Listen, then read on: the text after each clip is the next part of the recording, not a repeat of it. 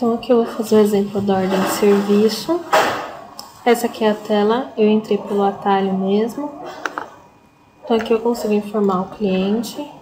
Aqui eu tenho um botão que eu posso consultar todos. Aqui eu tenho o campo observações, que eu posso colocar observações gerais do aparelho ou da ordem mesmo. Aqui eu posso selecionar o aparelho, o modelo do aparelho. Esses campos aqui é o método de entrada do aparelho na loja. Então eu vou colocar que o cliente mesmo que levou. Nesse campo eu tenho a opção de colocar alguma senha, número de série que o aparelho tem. Essa aqui é a origem do contato do cliente com a loja. Aqui então eu tenho um campo de observação interna mesmo. E aqui o problema que o cliente informou. Nesse campo eu consigo colocar algum acessório que o cliente pode ter deixado com o aparelho. Nesses dois campos eu consigo colocar o técnico que vai executar o serviço no aparelho. Ele não é obrigatório nesse momento, mas já pode deixar informado. Aqui eu salvei. Agora, com o usuário de técnico, eu vou fazer um acesso pelo botão que só o técnico vai usar. Então, aqui a ordem de serviço está com a situação orçamento em aberta. O próximo passo é o técnico orçar esse aparelho. Então, aqui ele constata o problema.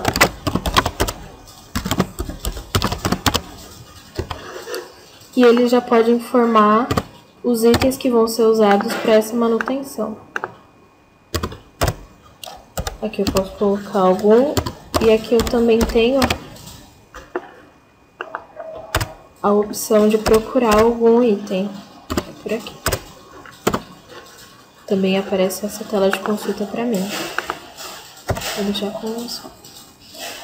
Então, eu posso salvar essa ordem de serviço. E agora ela está orçada. Nessa opção, o técnico pode colocar que essa ordem pode ser sem reparo. Se ela for sem reparo, o próximo passo dela vai ser finalizada. Então aqui, o administrador ou usuário que tem esse acesso vai fazer a alteração. E nesse passo ele consegue colocar se o orçamento foi aprovado, reprovado ou se o técnico informou que é sem reparo. Então aqui eu vou colocar como se ele fosse aprovado. E vou salvar. Ele sendo aprovado, o técnico consegue ter esse acesso novamente e colocar que o serviço foi executado. Então, eu vou colocar aqui.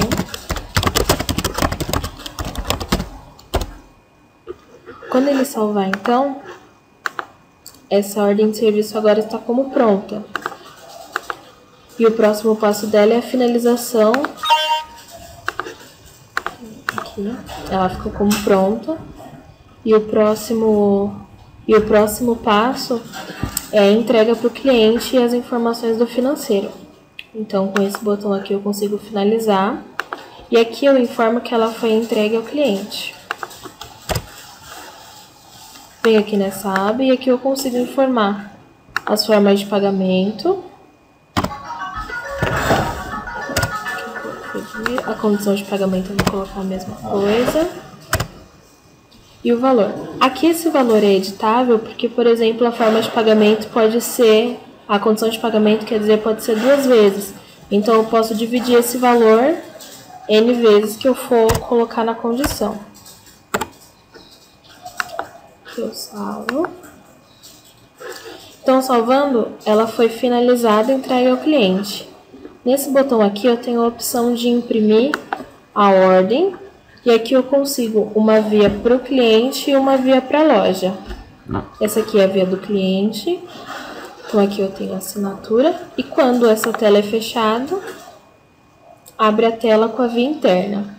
Essa via interna não é obrigatória. Então aqui no cadastro de empresa, nos parâmetros, eu tenho essa opção imprimir via interna. Se ela tiver com esse tiquezinho, é porque é para imprimir. Senão, só imprimir a via do cliente.